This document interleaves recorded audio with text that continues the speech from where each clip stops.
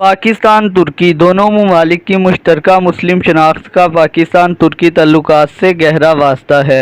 دونوں ریاستیں قائدین محمد علی جناح اور مصطفیٰ کمال جیسے روشن خیال قائدین کی کوششوں سے قائم ہوئی۔ برطانوی سامراج اور استبداد کے خلاف دونوں کی باہمی لڑائی کی تاریخ 1919 سے شروع ہوتی ہے، جب برصغیر کے مسلمانوں نے پہلی عالمی جنگ سے قبل کی سلطنت عثمانیہ کی سرحدوں کی بحالی کے لیے تحریک خلافت کا آغاز کیا۔ امریکہ میں 9/11 جیسے حملوں کے بعد دہشت گردی کے خلاف جنگ کے آغاز سے پاکستان اور ترکی کے درمیان تعاون 3 امور کے گرد گھومتا رہا: دہشت گردی کا مقابلہ، افغانستان اور دیرپا دفاعی تعاون۔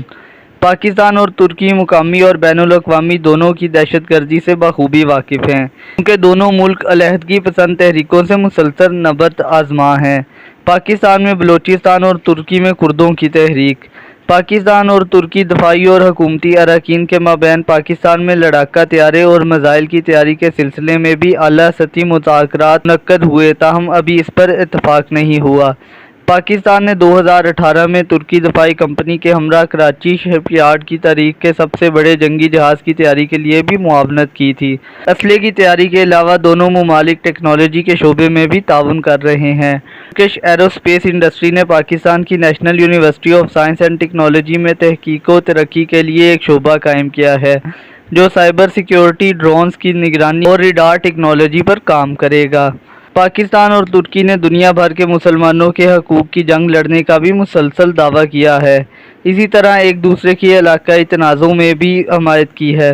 مثال کے طور پر پاکستان دنیا کا وہ واحد ملک ہے جو آرمینیا کو آزاد ریاست کے طور پر تسلیم نہیں کرتا۔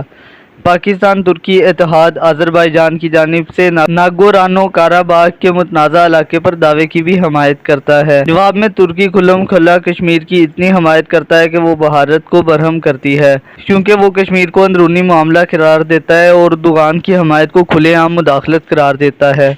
ستمبر 2020 میں صدر اردوغان نے بھارتی وزیر اعظم نریندر مودی کی جانب سے بھارت کے زیر انتظام کشمیر کی خصوصی حیثیت کے خاتمے کے 1 سال بعد کشمیر کو ایک سلگتا ہوا تنازع قرار دیا تھا۔ دونوں ممالک نے فلسطین کے تنازع پر بھی بھرپور حمایت کی ہے۔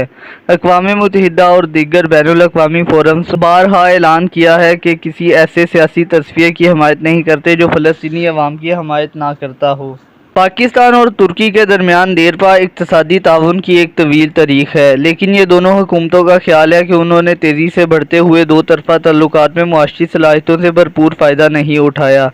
فروری 2021 میں صدر اردوغان کے پاکستان کے دورے کے دوران دونوں ممالک نے تیزونی معاشی فریم ورک کے معاہدے پر دستخط کیے، جس کے تحت سائنس اینڈ ٹیکنالوجی، دفاع، سیاحت، تعلیم اور صحت کے شعبوں میں تعاون کیا جائے گا۔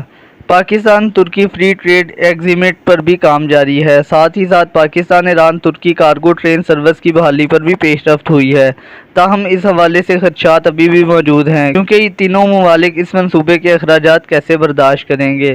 سیاحوں اور کاروباری افراد کی نقل و حرکت میں سہولت کے لیے دونوں ممالک گزشتہ برس ایک سٹیزن شپ معاہدے پر بھی دستخط کر چکے ہیں، اور پاکستان نے اسی برس ای ویزا کی سہولت کا آغاز کیا ہے۔